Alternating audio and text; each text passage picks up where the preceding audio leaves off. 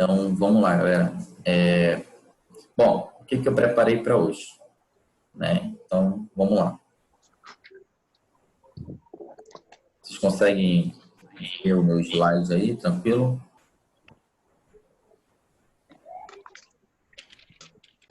Amanda, libere seu áudio e me diga aí se está tudo ok, Amanda. Tá sim, professor. Tá, né? Tudo bem. Então, vamos lá, galera. Aqui está o nosso...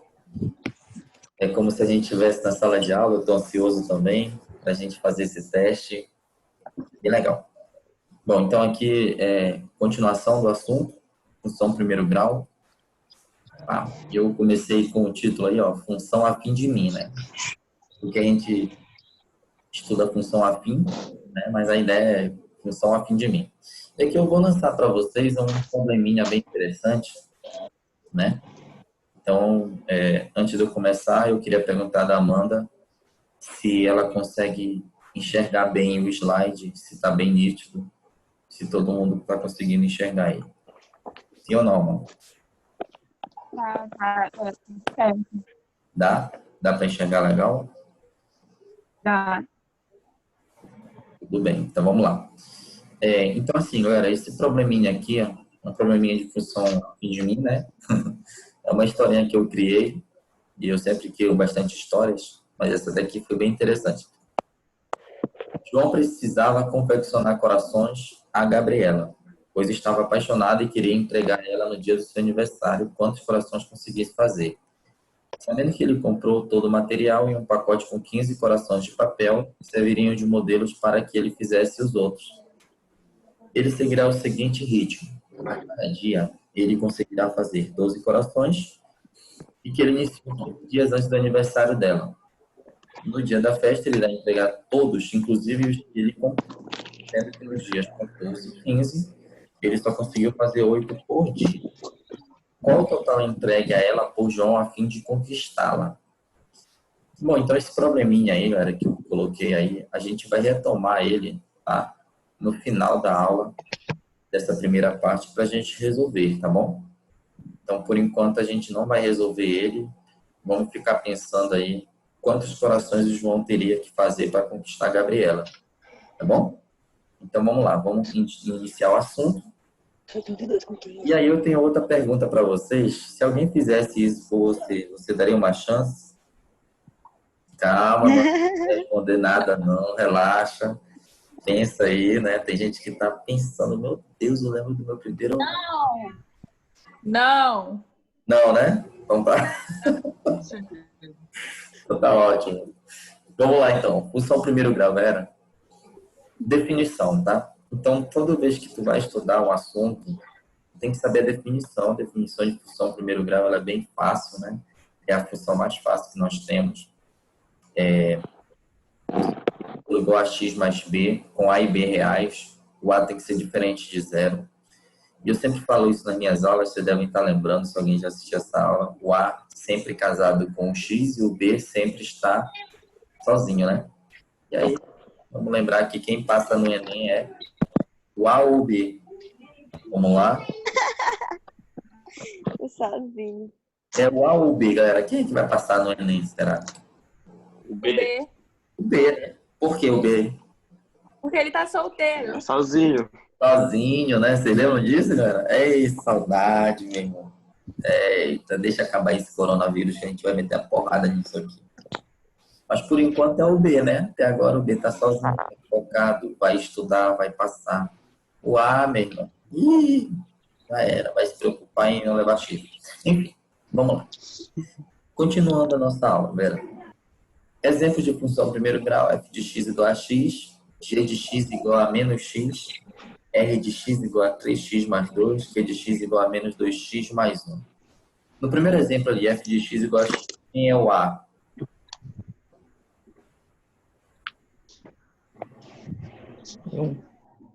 Hã? É um. É um 1. Quem é o B? Zero. Primeiro exemplo. O B é quanto? Zero. Não tem. Zero. Mas, na verdade, não é que não tem, né? Vou tomar cuidado quando eu falo, o B não tem. Eu estou dizendo que zero não existe. O zero existe. Pare com esse preconceito com o zero. Tá, então o B é zero e o A é 1, tá bom? Vamos lá. G de x igual a menos x. Quem é o A? Menos 1, né? Não esquece aquele sinalzinho ali, ó. Dizendo que o A é negativo, não é isso? A é 0. R de x igual a 3x mais 2. O A é quanto? O A é 3 e o B é 2. Lembre-se que o A sempre está casado com o x e o B está sozinho. Que de x igual a menos 2 mais 1, o A é menos 2 e o B é 1, né? Tá ok? Então vamos lá, vamos adiante. Importante, né? Olha que coisa interessante, né? Se o A for 0, a função será do tipo y igual a b. E neste caso não representará a função primeiro grau, mas sim uma função constante. O gráfico de uma função constante será sempre uma reta paralela ao eixo das abscissas, passando por y igual a b. Bom, Vera, deixa eu explicar melhor isso, né? Se por um acaso esse Azinho, que esse cara bem aqui, for igual a 0, obviamente que tudo isso aqui vai dar 0, né? E tu vai ter y igual a b. E aí o b sendo qualquer número, né? Que você observar qualquer número, isso não vai representar uma função primeiro grau, mas sim uma função constante, né? Você vai ter uma função constante, tá ok? E esse gráfico vai ser uma reta que será paralela ao eixo das abscissas. Tá bom? Lembre-se que o eixo das abscissas é o eixo X, tá, galera? Então, por favor, não esquece disso, tá bom? Bom, e aqui eu coloquei o eixo Y, o eixo das ordenadas, e aqui o eixo X, que é o eixo das abscissas. E aqui está uma reta, né? Uma reta, essa reta aqui, ó, ela é paralela ao eixo X, tá ok? Essa reta é paralela ao eixo X. Nesse caso, essa função é uma função constante. Perceba que bem aqui tem um ponto, né? Esse ponto aqui onde a seta está indicando é um ponto que corta no eixo X. Esse ponto é onde a reta passa por esse, perdão, é o ponto que corta no eixo Y, tá? Esse ponto aqui, ó, a reta vai passar por esse valor. Esse valor é o que a gente chama de B, tá bom? Então, esse é o valor de B, tá ok, galera? Questão que o gráfico de uma função constante, ela é uma reta paralela ao eixo X, tá? Vamos lá. Bom, compreendendo o coeficiente B, por conta, toda vez que tu for trabalhar com a função primeiro grau, você precisa entender o que o B faz e o que o A faz, né? Então, o B sempre é um ponto que vai cortar o eixo das ordenadas, né? E a gente viu agora há pouco, uma reta crescente nesse caso. Esse ponto que corta esse eixo das ordenadas é exatamente o valor de B. A gente acabou de ver isso agora no slide anterior, tá bom? Em questões aplicadas, o B é definido como parte fixa. Então, você tem que lembrar lá que o B, numa questão aplicada, ele é conhecido como parte fixa. Tá? Vou te dar um exemplo bem claro, né?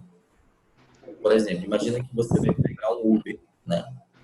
E aí, vamos imaginar que quando você pega um Uber, você tem uma taxa fixa chamada de bandeirada, né? Vamos imaginar dessa forma. E vamos pensar o seguinte, essa bandeira é o valor que vai iniciar o custo pelo qual o Uber te proporciona, né? Pelo serviço que ele vai te proporcionar nesse momento. Vamos imaginar que ele cobra R$3. E a partir daí, ele cobra R$2 por quilômetro. Então, esses R$3 é fixo. Esses R$3 é o valor que eu vou relacionar com o valor de B. Bom, então é um exemplo bem básico mesmo, só para você ficar ciente de quem é B na questão de aplicação, tá, galera? Então, vamos lá. O coeficiente A, ele é o mais enjoado que o coeficiente A. Como é que eu trabalho com o A? Primeiro passo. O A ele vai representar uma taxa de crescimento ou decrescimento constante. Tá?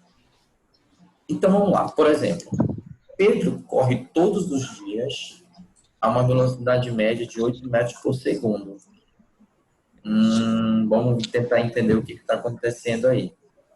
O Pedro vai correr 8 metros por segundo, né? Essa é a velocidade média que ele percorre. Vamos ver, então. Significa dizer que Pedro percorre uma distância de 8 metros a cada 1 segundo, né? Teoricamente. E se a gente considerar uma função, você teria a seguinte relação entre a distância e o tempo. Por exemplo, aqui você sabe que, como ele percorre 8 metros a cada segundo, então vamos considerar que no tempo igual a 0 segundo, ele ainda não saiu do lugar. Quando se passa 1 segundo, ele já correu 8 metros. Quando se passar 2 segundos, ele vai correr 16 metros. E quando passar 3 segundos, ele vai correr 24 metros, né? E assim sucessivamente. Bom, então aqui tem uma explicaçãozinha para você entender o que que o A faz, né? Então, só para a gente relembrar de novo, aqui em cima, ó, o A representa uma taxa de crescimento ou decrescimento constante.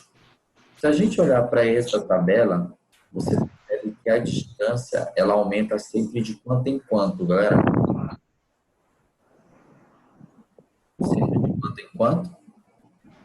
De 8 em 8, não é isso? Estão conseguindo ver? Sim. Então, está crescendo sempre de 8 em 8.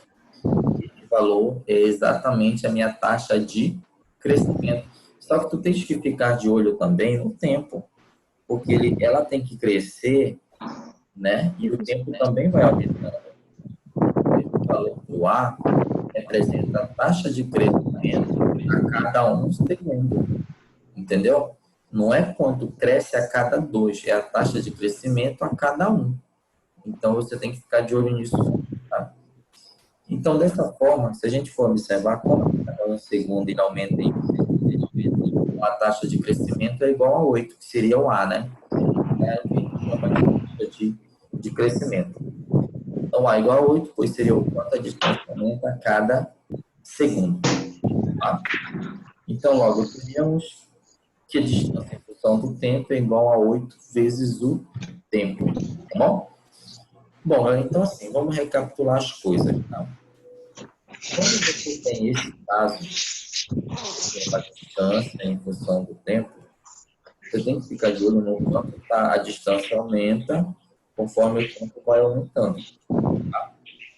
Esse valor que aumenta a cada segundo, a cada 1 segundo, é o A. Ok? Para a gente montar uma função, a distância em função do tempo, ela seria do tipo AT mais B. Só que como ele inicia na origem, o nosso B é zero. Então, eu não tenho B. Né? Teoricamente, o B é zero. Então, A é igual a 8. Tá bom? Então, a distância do tempo. Então, o tempo dado em segundos, vezes ter a distância em metros em função do tempo. Tá ok, galera? Todo mundo entendeu aí? Sim ou não? Ei, professor, alguém, diga para alguém, quem tá com fone ligado aí, desligar, que tá atrapalhando um pouco. Tem alguém que tá com o fone ligado aí, galera? Eu não ouço muito daqui, não. Se alguém tiver com o fone ligado, desliga aí, tá? Desliga o áudio aí, tá bom? Tá? Normalizou aí? Oi? Eu vou escolher uma pessoa para me responder aqui. Deixa eu só dar uma olhada aqui para ver. Sheldon, me fala aí. Tá tudo bem agora. Tá? Tá ótimo. Vamos lá, galera. Então, continuando, tá? Bom, a gente tem que entender também que a função primeiro grau, ela tem um gráfico, né? O gráfico de uma função primeiro grau é uma reta, tá? Sempre vai ser uma reta. Essa reta, ela não pode ser paralela ao eixo X. Lembre-se lá no início que se for paralela ao eixo X é porque a função ela é constante, né?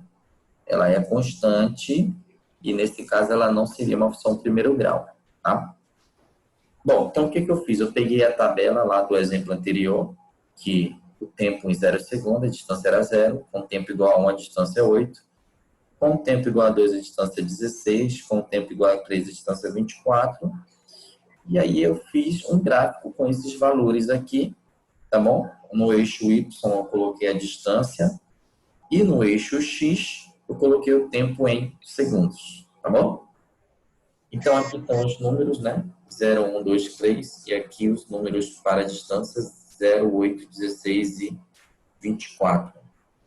Bom, se a gente for olhar para a tabela, quando o tempo é 1, a distância é 8, tá? Quando o tempo é 2, a distância é 16, quando o tempo é 3 é 24, e aí sim você teria uma reta que passaria na origem, né? Que seria exatamente no tempo 0 e a distância 0, tá? Bom, vamos lá. Nós entendemos o gráfico, como que ele ficou. Esse gráfico é uma reta crescente, né? E vamos continuar falando do A, porque também o A, galera, e talvez essa parte seja uma das mais importantes da função primeiro grau, junto com o coeficiente angular. O coeficiente A ele pode ser encontrado através de uma taxa de variação linear. O que é isso? Bom, eu vou te dar um exemplo bem clássico aqui. Vamos pegar a velocidade média. O que é a velocidade média, galera? No movimento uniforme. Você teria a razão entre a distância e o tempo, não é isso? Então, quando eu faço ΔS sobre ΔT, na verdade, eu estou calculando o que a gente chama de taxa, tá? Então, a gente está calculando uma taxa. Só que essa taxa, ela não é uma taxa de variação linear. Nesse caso da velocidade, seria uma relação entre o espaço e o tempo que tu está percorrendo. Mas vamos supor que tu delimita vários pontos na tua trajetória. Por exemplo, eu quero demarcar entre uma distância de 100 metros que eu já percorri e uma distância de 200 metros que eu já percorri. Aí sim, agora eu estou falando que eu vou estudar a minha velocidade numa distância entre 100 e 200. Tá? E aí eu vou pegar um tempo, vamos supor que em 100 metros eu fiz em 10 minutos, né? E vamos supor que em 200 metros eu fiz no tempo igual a 15 minutos, seria o tempo total. Então, considerando essa lógica, entre 100 e 200 eu percorri 100 metros e entre 10 e 15 eu percorri em 5 minutos. Então, qual seria a minha velocidade nesse trecho? Velocidade média seria 100 metros em 5 minutos. Então, por exemplo, teoricamente, eu estaria percorrendo 20 metros a cada 1 minuto. Né? Então, isso é uma taxa de variação linear. Nesse caso, sim, seria, porque aí você está fazendo uma razão entre a distância e o tempo. Tá? O coeficiente A é a mesma ideia, galera. É a taxa de variação linear. É o quanto varia no Y em relação a x, tá? Então, não esquece disso. O coeficiente A é a taxa de variação linear, é o quanto varia no y em relação a x. Bom, olhando para esse gráfico aqui, o que você entende aqui, galera? Olha só. Se tu observar aqui, você vai verificar o quanto variou no y em relação a x. Por exemplo, eu peguei aqui e marquei aqui um intervalo. Se você olhar para o gráfico com atenção, você perceberá que de 8 para o 24 variou 16 unidades, correto? De 8 até o 24 variou 16 unidades, tá? E quando tu tens o 8, aqui é 1 segundo, né? No tempo. E quando tu tem o 24, aqui é 3. Então, do 1 por 3 variou 2. Tá bem aqui, ó. Então, você pode encontrar o A fazendo a razão, né? Entre a variação no eixo Y pela variação no eixo X. Qual foi a variação no Y?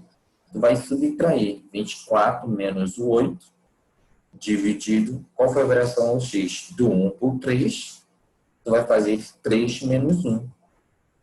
Tá? Nesse caso, seria 2. Tá? Só voltar aqui o slide rapidinho. Tá? Então, 3 menos 1 seria 2. Então, você tem aqui, galera, 16 em cima